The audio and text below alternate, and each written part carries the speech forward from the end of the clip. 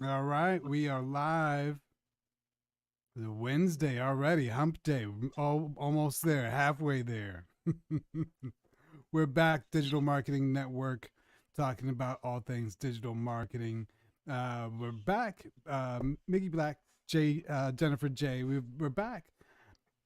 Sort of doing a part two of something we started yesterday. So we talked about the developer news yesterday, where now Apple Siri is now going to be powered by Chat GPT, and that got us talking about the Google Voice and voice search. And then I did some digging, and apparently, voice search is a big deal in terms of just what it does for your brand, how people are navigating this new space. So I didn't know. Jennifer, you had said that the Google team was talking to you about how businesses are showing up on Google Voice Search nowadays. Yes. Yes. So, businesses are, well, I got notice of it because I was getting multiple calls from a Google Voice search company. I don't think it's an official Google company, but I Got you. think that they just got wind of what was coming and they just are trying to get people to pay them to have search uh their search optimized. Optimize. Gotcha. Mhm. Because it's a big deal. So since we spoke, I did some digging and just to see what is the deal on the whole voice search, and found out some really interesting stuff. I'm going to share some slides I put together.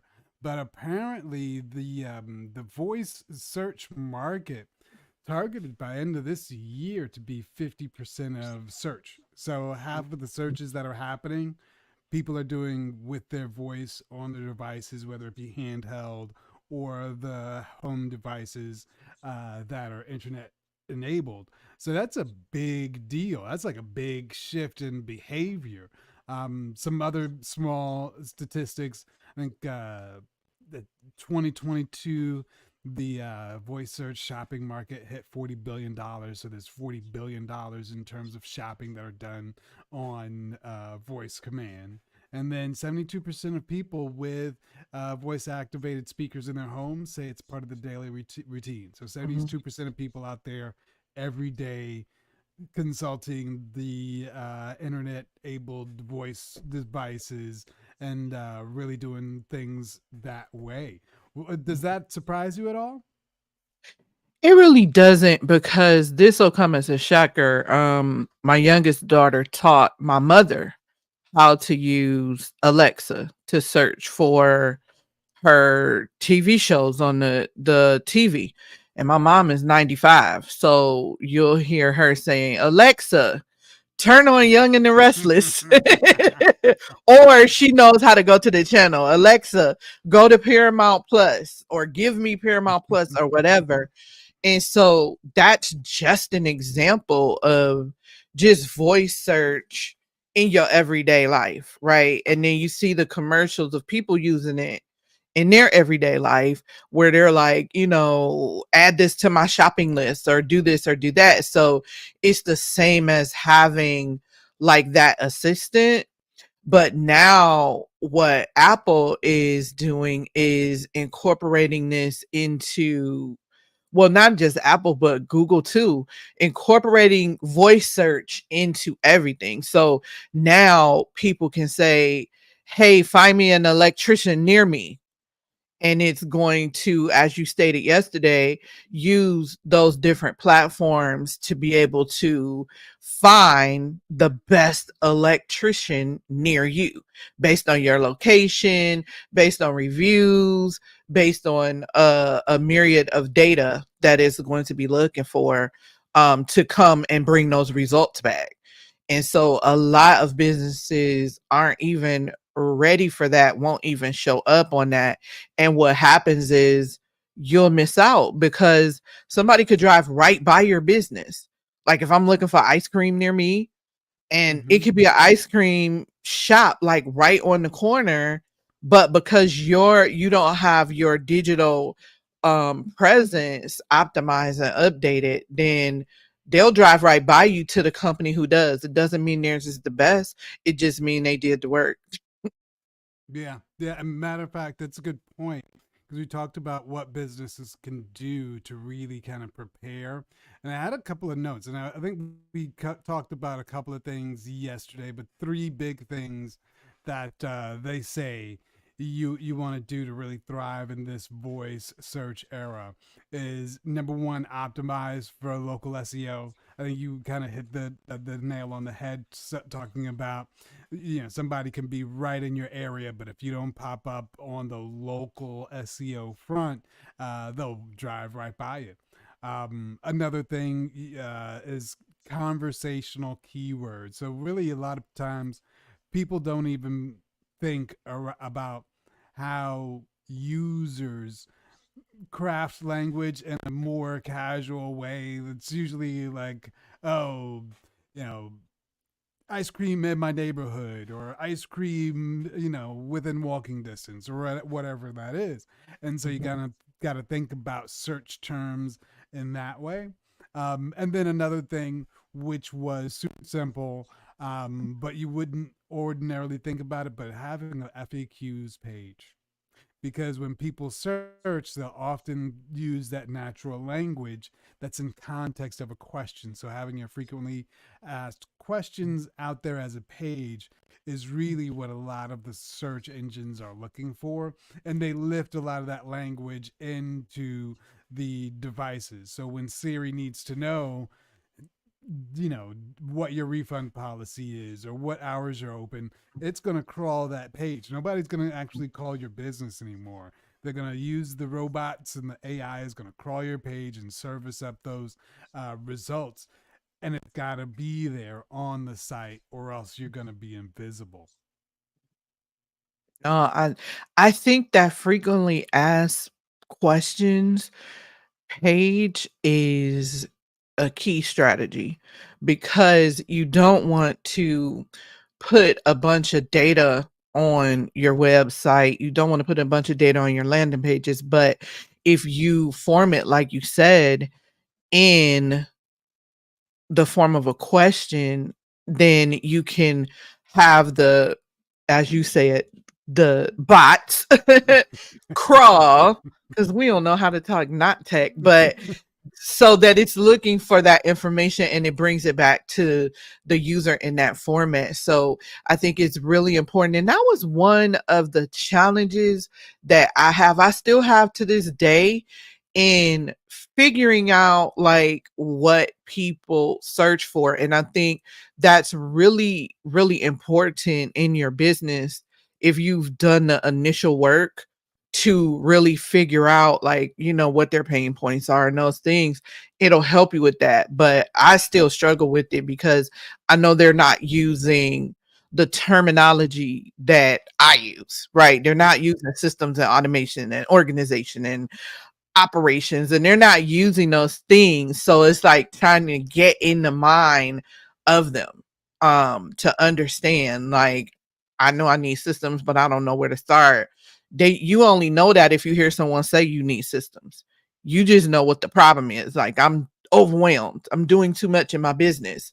How do I stop this? How do I stop the pain of the stress? So knowing those keywords is really good. And something else you mentioned yesterday, which was content, being able to put out massive content, to be able to have them um be able to have those things in your content too, so it'll come up.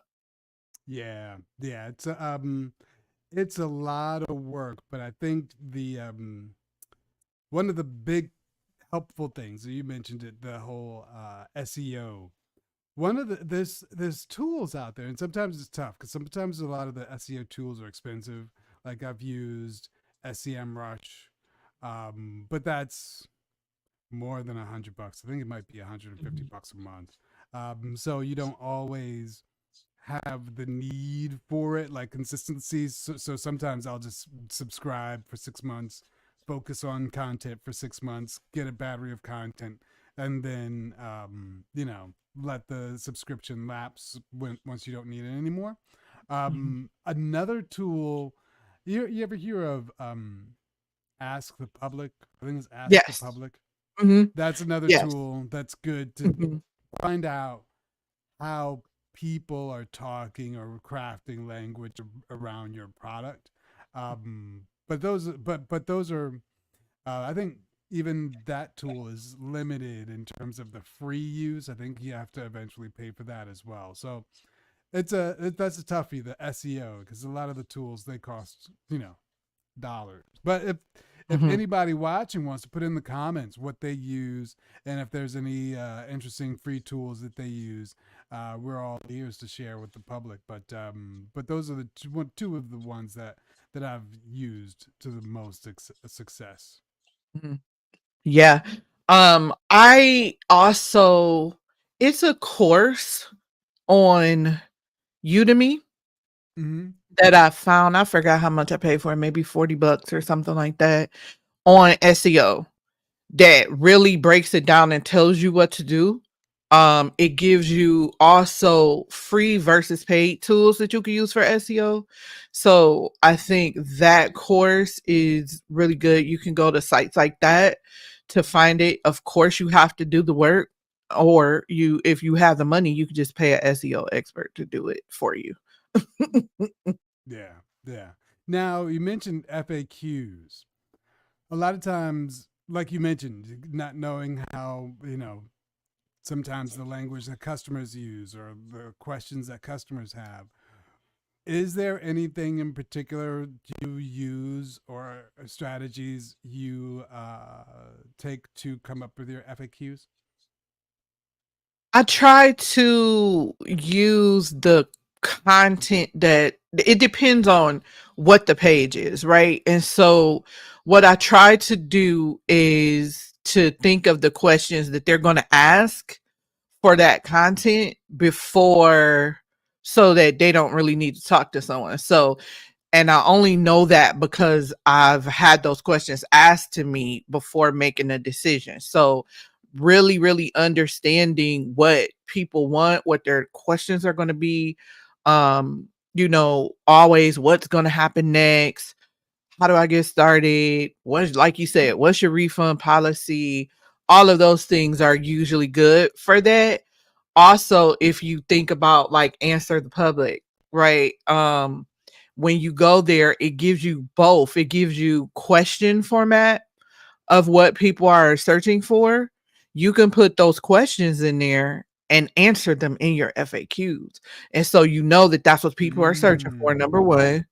And then you can put your spin on it and redirect it back to your business. So I think that's really key in using that. And then if you had like the brick and mortars, right? People are always asking, where are you located? What are your office hours? What are your hours operation? Um, what are your price ranges? Things like that. Or if you think about what people would be searching for, um, like closest, usually someone to say closest laundromat or something like that. Also, too, a lot of times when you're using your phone, the phone autocorrect will fill in the words for you. So looking at that is key too, because it's Yeah. filling in based off of the data that it has that most people are searching for. So those are also key things you want to put into, you can put them into your frequently asked questions as well. Yeah, I didn't even think about that, but that's big when you're thinking about people's behavior on mobile devices. So they may not even use language that they would naturally use because they're on a mobile device. They're just shorthanding and Mhm, auto correcting to mhm, get wherever they need. So you got to think about that as well, especially if whether it is a specific brand name that you mhm, have that might sometimes get auto corrected as a matter of course. So you got to think about if somebody's trying to type in your brand and it auto corrects what that driver would be. So that's a super good point. Mhm. That's a lot of really good information today. Yes. Yeah. Yes. So and just to kind of close out on the SEO piece. So I know we talked about SEM Rush, and then we talked about and I think ask the public or answer the public, Answer the public. answer the Mhm. public. But you know, speaking of the autofill, a lot of people use the strategy of just going to Google, starting a query, and looking at that list that drops down Mhm. of suggested searches Mhm. as Mhm. sort of like a SEO suggestion of what sort of content they should have. You ever do anything like that? On YouTube, I have, because that's what you're taught, right? You're taught to look at Yeah. those things. So I have done that. Yes. Hmm. Yeah. I haven't even, yeah, I hadn't thought about the YouTube, but yeah, specifically when you look at those lists, they tell you that that's what your audience is looking for. That's what people in that category are looking for. So that's super cool. So I think there's a lot of actionable stuff to follow that we've kind of given tips on, just to kind of Mhm. run them down again. Making sure you're optimized for that local SEO so people can Mhm. find you where they need you. Mhm. Making sure your search terms are in there. And what was the other one? I forget what the other one was. The conversational keywords. Yep. Yep. Mhm. Cool. Cool. That is awesome. So I think we kind of dug deep and prepared folks well for dominating in the area of Google voice search. Anything parting you want to say before we drop and head out? No, just please make sure if you need help with setting up your digital presence, you can go to network.ai or you can contact me at systemsactivate.com and we will help you get started. It's getting started is the first part. Yeah. A journey of 1,000 miles begins with one step. All right, folks. We'll see you tomorrow. Cheers. Training.